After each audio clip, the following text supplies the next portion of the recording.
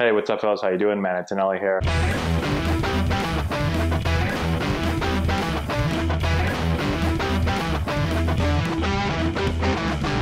Hey, what's going on, guys? How we doing? Matt Antonelli here. Today, we're talking about Nathan Eovaldi signing a 4-year, $68 million deal. Comes out to about $17 million a season. I think it's just a tick under $68 million for the 4 years. So, really, really big signing. I want to give you guys my thoughts on the deal. Do I think it's worth it? Do I think it's a good signing for the Red Sox? In the comment section below, put exactly what you guys think. If you're a Red Sox fan, do you like the deal? Do you think they spent too much money? Are you happy they did it? If you're a Yankees fan, what do you guys think? If you're neither, just give me your thoughts in the comment section below. I'd be interested to hear. Okay, so before we get into the plus and minuses, I want to just give you some general background again, okay? So if you look at this season, right, he comes over to the Red Sox, doesn't pitch the whole season over there, but comes over to them and does a really, really solid job with the Red Sox, does a great job in the playoffs, right? Kind of became a hero of the Red Sox this year, especially in Game 3 of the World Series, when he's just like, give me the ball, give me the ball, give me the ball, like over and over and over and over again. He just continues to shut down the Dodgers. Did an amazing, amazing job. If you look at his numbers this year, through 111 innings, a 3.81 ERA, and so he had a solid year. He's got great stuff. He throws the hell out of the ball, right? 100 plus miles an hour. Big, strong dude. And so that's kind of the general background info, at least as this year goes. Now, what I want to do is look a little bit into the last few years of his career and maybe his career in general and give you some plus and minuses that I think kind of went into the thought process of this deal. Okay, so let's start off with some of the minuses. I think the biggest thing you have to look at right away is the health. Okay, so he's had over his career 2 Tommy John surgeries, not 1 but 2, and he had a flexor tendon surgery as well. Okay, so his arm, it's been through a lot. Let's just say that. Okay, it's been through a lot of surgeries, and that's got to be a concern looking forward. You sign him to a 4-year deal. Is he going to be able to stay healthy for 4 more years after all of these arm surgeries? Now, the way he threw this year looked like he didn't have any issues at all, and maybe and hopefully that continues for him moving forward. But you've got to be a little bit concerned when a guy has had multiple, major arm surgeries. That has to factor into the equation here when you're thinking about signing him to a 4-year, $68 million deal. So that's got to be one of the minuses. And the other thing is, if you look at his career numbers, they're not great, okay? Now, health has something to do with that, and there's a couple other things that I'm going to talk about in a minute that I personally think has to do with that. But, so if you look at, $17 million, right, a year, 4 years, some people go on and look at the back of his baseball card, they're going to be like, his numbers aren't that great. He's not worth $17 million a year, even if he did have a solid season this year. So that's another thing, is that he hasn't shown that he can do this over and over again. And you put that with the health, those have got to be concerns, okay? Now let's go to the plus side of things, okay? I jotted a couple things down here. The first thing you got to start with is, again, he had a very solid 2018 season, especially in the playoffs, okay? So he comes over to the Red Sox, and he's one of the guys down the stretch that kind of, I'm not going to say he carries them to a World Series, but he plays an integral role in allowing them to win the World Series, okay? He's become like a hero of, I'm from the Boston area, he's become like a hero of people up here, right? And so definitely a plus the way that he ended the season. Great for him, right? Perfect timing. He's in a contract year to be able to come out and do those things. So really, really awesome. That's the first plus, okay? Is at the end of the season a really good note. Second plus, I've kind of tried to go deeper into the numbers for you guys, and I've looked at his pitch repertoire over his career, and these are really, really interesting numbers here, okay?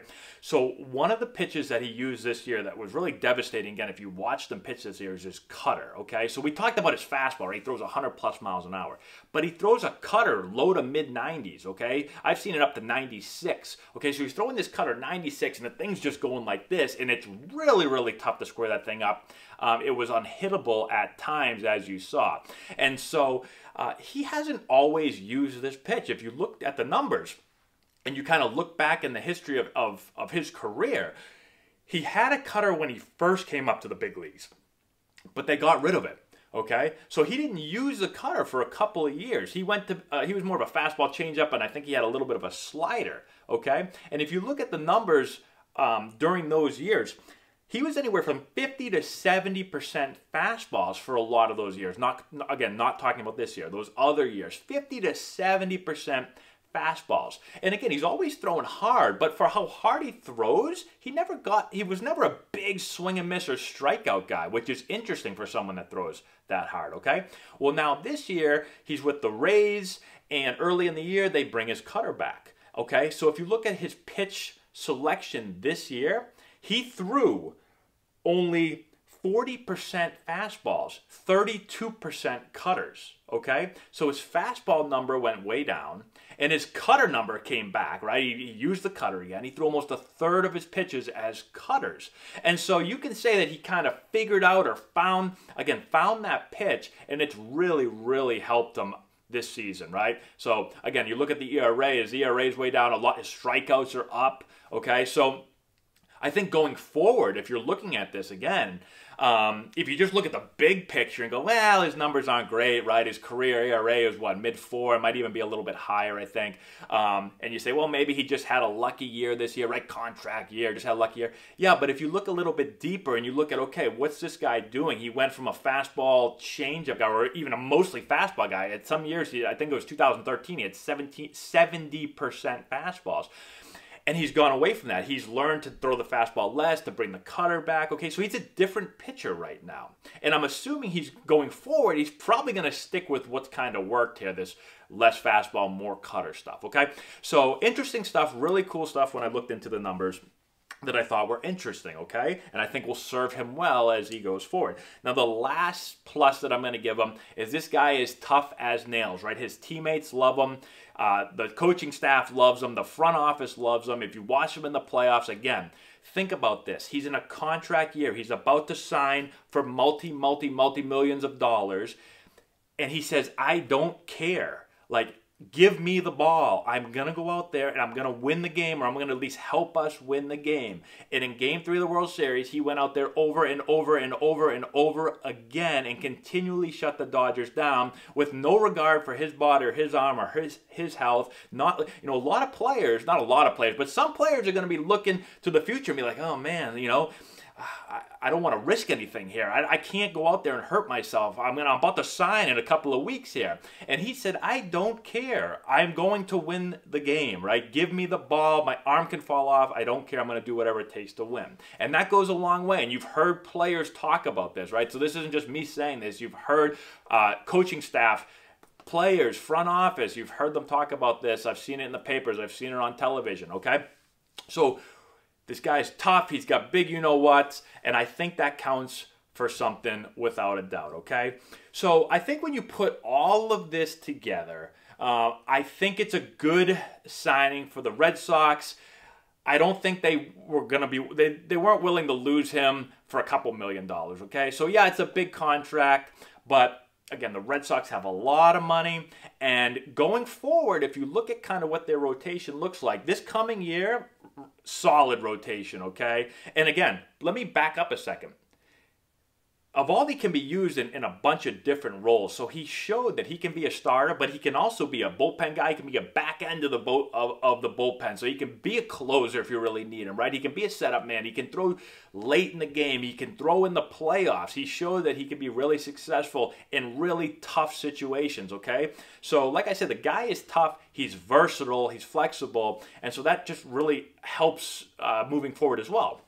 But if you look at the starting rotation, let's say they put him in the starting rotation next season.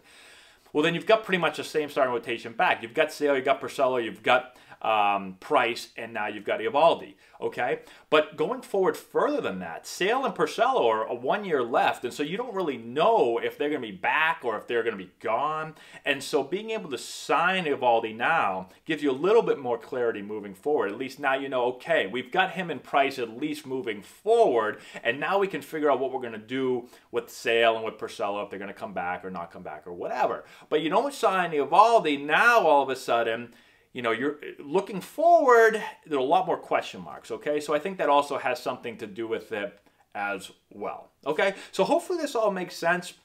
Again, I think it's a good signing. If he can stay healthy, which is with everybody, right? But I think he has kind of figured it out, right? And I think going forward, he's probably got a really good plan of what works for him now. He's tried and dabbled with a few different things throughout his career. He hasn't been always healthy, but hopefully he's able to kind of build on this solid season, stay healthy, and have some really, really nice years moving forward. So that's my thoughts. Let me know what you guys think in the comment section below. I'd be really interested to hear what you have to say. Make sure you go back and check out all our other videos. We've put a video up of the Goldschmidt trade. We've put the Cano-Diaz trade. We've talked about the Corbin signing. We've talked about the Donaldson signing. So go back and check those out and give me your thoughts. I'd be really interested to hear. That's all I've got. Give us a thumbs up. Subscribe to the channel. Share with all your friends. All that good stuff. And we'll talk to you later.